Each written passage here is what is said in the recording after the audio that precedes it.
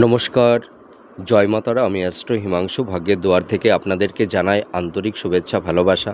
আজ আমি যে প্রেডিকশানটি করতে চলেছি, জাতকেরা হলে ডান হাতটিকে দেখুন আর জাতিকারা হলে বাঁ হাতটিকে দেখুন।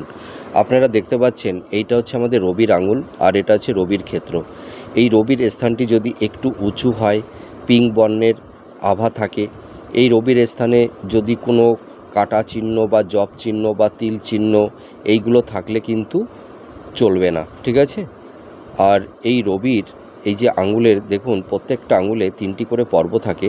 এই পর্বের মানে মিডিলের দিকে যদি এই ধরনের লম্বা লম্বা রেখা থাকে তাহলে সেটা অতীব শুভ।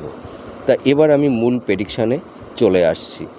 দেখুন, এই রবির স্থানে যদি এই ধরনের স্কোয়ার সাইন বা বক্স চিহ্ন বা চতুর্ভুজ চিহ্ন যাই বলুন, এই ধরনের চিহ্ন যদি তৈরি হয় তাহলে এই সব জাতক জাতিকারা জীবনে নাম, যশ, প্রতিষ্ঠা, হ্যাঁ, এইগুলো কিন্তু এরা সর্বদাই পেয়ে থাকে।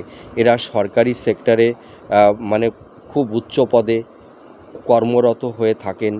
এরা ভালো রাজনীতিবিদ হতে পারে।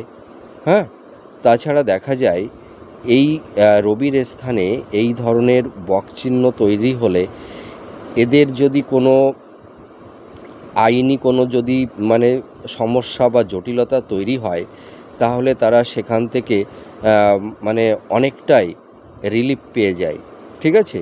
মানে সেই আইনির জটিলতা বা জট এদেরকে মানে আঁকড়ে ধরে রাখতে পারে না। তারা সেই সমস্যা থেকে বেরিয়ে আসতে পারে।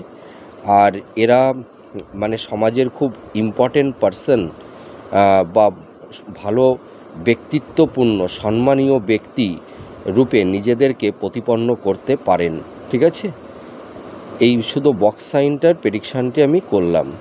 তো আপনারা মিলিয়ে দেখুন এই প্রেডিকশানটি কতটা ম্যাচ করছে আপনাদের সঙ্গে। নমস্কার, জয় মাতারা।